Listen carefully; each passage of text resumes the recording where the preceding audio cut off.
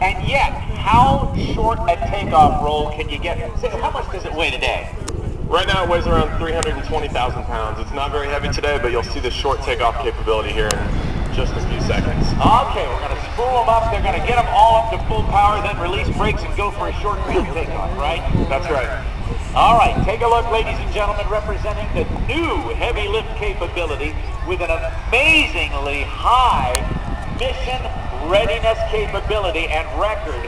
Watch for the brake release. You'll see the nose come up as we start the roll on the United States Air Force's C-17 Globemaster 3. There she goes. She's on the roll. Tell us what's going on in the cockpit. There she goes, Rob. They're accelerating the takeoff speed. They're going to actually accelerate a little bit faster so that they can get a higher initial climb rate. You'll see them rotate very quickly and climb out at a very steep angle. And there they go. Jeff, it handles like a much smaller airplane. I've heard some people say, is it a fighter or is it a freighter? Because it's got a stick, hasn't it? It does have a stick, that's right, so we can maneuver a lot faster than a yoke may be able to. But it's got huge wings, a wingspan of 69 feet. That's right, 169 feet. It's a very large airplane. Now, Danny, listen, Jeff, I got a question for you. Sure. That pitch up was extreme. Was that about 30 degrees of pitch or nose up on that takeoff? That was around 35 degrees. Wow, that's amazing. And he capped off an altitude probably of about 1,500 feet or so? Right at 1,500 feet, that's right. 1,500 feet. Okay, now they're going to do a little teardrop, I think, and Jeff's going to put you back inside the cockpit and tell you about the speed and the altitude for the next maneuver. Jeff? That's right, here they come for a high-speed pass. You'll see the high-speed and quiet capability of the aircraft. It's a very quiet, maneuverable airplane. Now, in addition to having that stick like a fighter, it's also got something else that most cargo airplanes don't have, and the fighter has. That's right, it's called a heads-up display, so we can keep outside of the aircraft and see all the vital information as we're flying. Now that doesn't mean that Jeff is outside of the airplane. What it means is your vision goes through the HUD or heads-up display right outside of the windshield and then translates into the out of doors instead of looking down at an instrument panel. Jeff, the speed target on this pass? The speed target in this pass is around 320 knots. Well, that's 320, 350, 370 miles an hour. And I wanted you notice that turnaround, that pylon turn off to the left. All right, watch. Actually, on this one, it's going more closer to about 160. Fooled you. But now this is what's so amazing to me. Is that you're racking around almost 70 degrees of bank, don't you? That's right around 60 degrees, and you'll see it here again. They're climbing up again for another pass. The C-17's first flight took place back on September 15, 1991. And if I could be so bold, the reason for the C-17 was to take the best qualities back then of the C-5, which we have one on ground display by renewal of Anderson and one into the air, and the C-130, take the best characteristics of those two airplanes and add it to an airplane that was in service back then, the C-141 that has been discontinued and is shut down in service. Take the three best assets of those airplanes and put them into one airplane, and that will be the do-it-all newest airplane. How many do we have in the entire inventory right about now, Jeff? Right now we have around 180 C-17s in the U.S. inventory.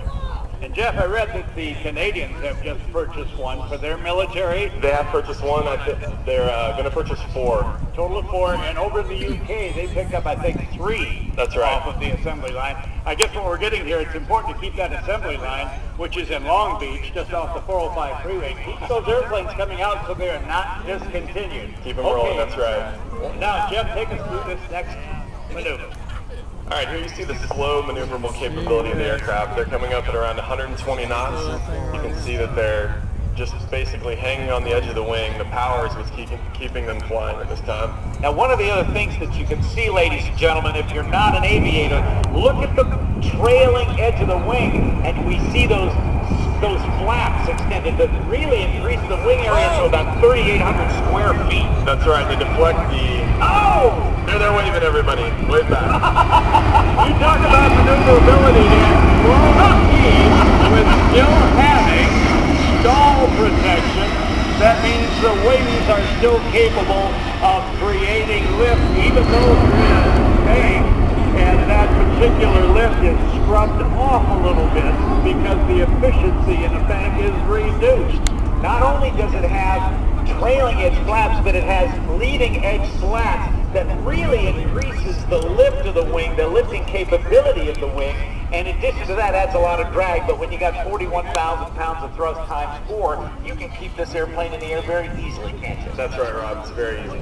Now, do you get a feel, my assumption is that it is an electric jet. In other words, if you shove the stick to the left, it's got computers telling the airplane what to do. That's right. It's called an electronic flight control system. It actually takes the pilot's inputs and goes through computers and then finally goes out to the flight controls to get the desired effect.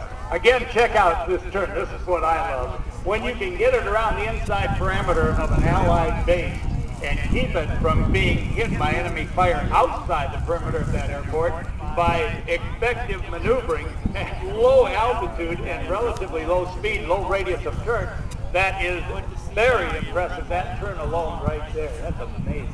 Now, we see on the edges of it, we see those winglets that are on the end of the wingtip sticking up. What are they for? How big are they? They're about 9 feet tall. They actually just increase the efficiency of the aircraft so we can go longer, we can cruise farther. So reduces some drag from those wingtip vortices a little bit? That's right, Rob.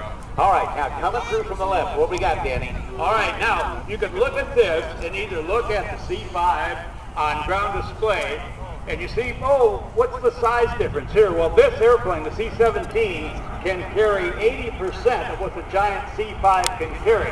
The idea was to get the biggest equipment like tanks, like self-propelled howitzers, and like combat-ready tanks into the airplane and not have the size curtail what you carry in it. You can't always port in on a coastal port. You can't get your equipment there.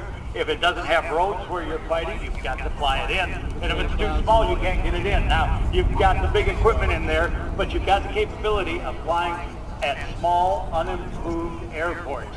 Airports that are not long, that are maybe not paved. This airplane, with its unique landing gear, spreading the weight footprint out over a greater period, like snowshoes, like using snowshoes over the snow area, it does that as well. It also has some great maintenance features for work that needs to be done out on the road.